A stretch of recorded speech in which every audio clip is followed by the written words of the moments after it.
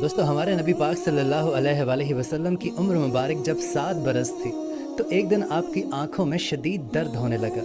نبی پاک صلی اللہ علیہ وآلہ وسلم کے دادا جان عبد المطلب نے ہمارے نبی پاک صلی اللہ علیہ وآلہ وسلم کا بہت علاج کروایا، لیکن ہمارے نبی پاک صلی اللہ علیہ وآلہ وسلم کی آنکھ مبارکہ کا درد میں کوئی خاص فرق نہیں پڑا۔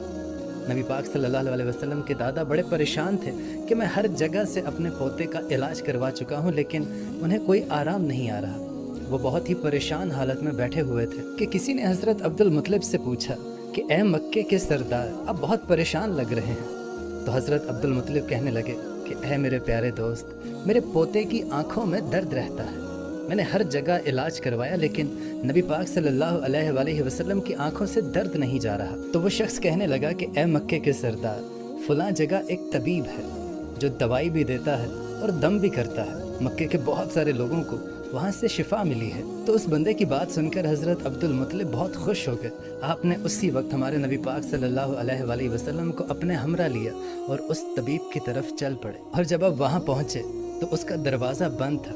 آپ نے آس پاس کے لوگوں سے دریافت کیا کہ اس طبیب کا دروازہ کب کھلتا ہے اور یہ کیسا طبیب ہے؟ تو لوگ حضرت عبد المطلب کو بتانے لگے کہ اے بندہ خدا، اس طبیب کے ہاتھ میں بڑی شفا ہے، یہ دم بھی کرتا ہے اور یہ دوا بھی دیتا ہے، یہاں پر کوئی بھی شفا کے بغیر نہیں جاتا۔ تو حضرت عبد المطلب پوچھنے لگے کہ یہ طبیب کہاں ہے؟ تو لوگوں نے کہا کہ یہ طبیب اپنے گھر کے اندر ہی ہے۔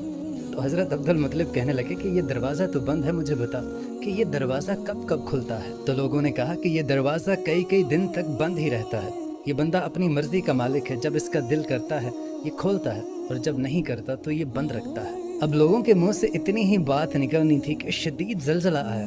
راہب بھاگا گھر سے باہر آیا کہ زلزلے کی وجہ سے کہیں گھر کی چھت اس کے سر پہ نہ گر جائے۔ اب اسے اللہ کی قدرت کہیے کہ جیسے ہی وہ راہب، وہ طبیب گھر سے باہر آیا اس ڈر سے کہ کہیں یہ گھر کی چھت اس کے سر پہ گر کے اسے مار ہی نہ ڈالے، تو زلزلہ اسی وقت تھم گیا۔ اس راہب نے، اس طبیب نے حضرت عبد المطلب کو پہچان لیا۔ تو وہ طبیب کہنے لگا کہ اے مکے کے سردار، یہاں کیسے آنا ہوا؟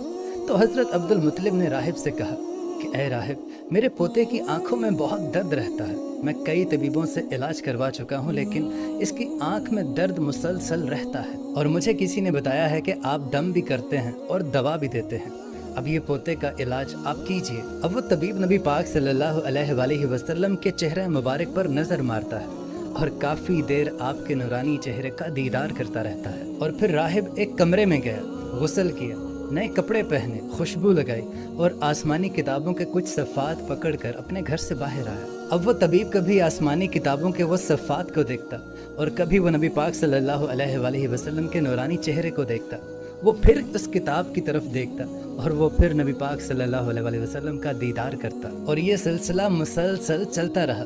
کبھی وہ ان اوراق کو دیکھتا، ان آسمانی کتابوں کی طرف، اور کبھی وہ نبی پاک صلی اللہ علیہ وآلہ وسلم کی دید کا نظارہ کرتا، کبھی وہ آپ کی زلف مبارک کو دیکھتا اور کبھی وہ آپ کو سر سے لے کر پاؤں تک دیکھتا، اور پھر وہ طبیب اچانک نبی پاک صلی اللہ علیہ وآلہ وسلم کے قدموں میں گر کر یہ کہنے لگا کہ اے محمد صلی اللہ علیہ وآلہ وسلم، میں گواہی دیتا ہوں کہ آپ صلی اللہ علیہ وآلہ وسلم اللہ کے پیغمبر ہیں اور آپ اللہ تعالیٰ کے سب سے پیارے اور سب سے لاڈلے رسول ہیں، اور قیامت تک آپ کے بعد کوئی نبی نہیں آئے گا۔ اللہ اکبر۔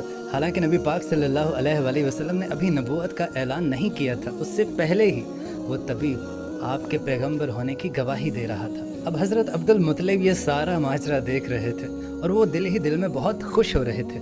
پھر حضرت عبد المطلب نے اس طبیب سے کہا کہ اے طبیب، جس کام کے لیے ہم آپ کے پاس آئے ہیں وہ کام بھی ہمارا کر دیجئے، میرے پوتے کی آنکھوں میں بہت درد رہتی ہے، آپ اس کو دم بھی کیجئے اور اس کے لیے دوا بھی دیجئے۔ تو وہ طبیب کہنے لگا کہ اے مکے کے سردار، میں ان کا علاج کیا کروں؟ تو عبد المطلب کہنے لگے کہ میں اسی کام کے لیے تو آپ کے پاس آیا ہوں۔ تو یہ بات سن کر اس طبیب کی آنکھوں سے آنسو جاری ہونے لگے اور وہ کہنے لگا کہ اے عبد المطلب، آپ نے ابھی اپنے پوتے محمد صلی اللہ علیہ وآلہ وسلم کو سمجھا ہی نہیں ہے۔ اے عبد المطلب، آپ ایک طبیب کو ایک مریض کے پاس لے آئے ہیں، آپ ایک مقدس لڑکے کو ایک گنہگار لڑکے کے پاس لے آئے ہیں۔ اے مکے کے سردار، میں اپنے عبادت خانے میں اللہ تعالیٰ کی عبادت کرنے میں مشغول تھا کہ میرا سارا جسم لرزنے لگا، اگر میں کمرے سے باہر نہ آتا तो कमरे की छत मुझ पर गिर जाती और मैं मर जाता। ऐ अब्दुल मुत्तलिब, तेरा पोता बड़ी ही अजमत वाला है। अपने पोते के चेहरे मुबारक की तरफ ज़रा एक चुटकी भर के देखो तो सही कि किस तरह ये चमक धमक रहा है, कितना नूर है उसके चेहरे पे। और वो तबीब कहने लगा कि ऐ अब्दुल मुत्तलिब, यहाँ पर कुछ लोग नूरानी चेहरे वाले मोहम्मद सल्लल्लाहु अलैहि वसल्लम के दुश्मन हैं। आप अपने पोते को घर ले जाइए, ऐसा ना हो कि वो लोग आपको और आपके पोते को कोई नुकसान पहुँचा दे। तो हज़रत अब्दुल मुत्तलिब उस तबीब से कहने लगे कि मैं जिस काम के लिए आपके पास आया था वो काम तो बहरहाल नहीं हुआ, लेकिन आपने मेरी बड़ी रहनुमाई फरमाई, मैं उसके लिए आपका शुक्रिया अदा करता हूँ। अब हज़रत अब्दुल मुत्तलिब का इतना कहना था कि वो तबीब मुस्कुराने लगा और कहने लगा कि ऐ मक्के के सरदार, इनकी आँखों का इलाज इन्हीं के पास मौजूद है। तो हज़रत अब्दुल मुत्तलिब थोड़े हैरान हुए और पूछने लगे कि ये आप क्या कह रहे हैं। तो तबीब ने कहा कि ऐ मक्के के सरदार, आप इसी नूरानी चेहरे वाले पोते का लुआब मुबारक इसकी आंखों पर लगा दीजिए, इंशाअल्लाह ताला अल्लाह के फजल करम से इसको शिफा मिलेगी। बस इतना सुनना था कि हज़रत अब्दुल मुत्तलिब ने जल्दी से आप सल्लल्लाहु अलैहि वसल्लम का लुआब मुबारक उनकी आंखों पर लगाया और इतना लगाना था कि आप सल्लल्लाहु अलैहि वसल्लम की आंखों का दर्द ठीक हो गया और आप सल्लल्लाहु अलैहि वसल्लम की आंखें ऐसा महसूस हो रहा था कि इन्हें कभी दर्द ही नहीं था। और जब दादा ने अपने पोते की आंखों को सुकून में देखा तो हज़रत अब्दुल मुत्तलिब बड़े ही हैरान हुए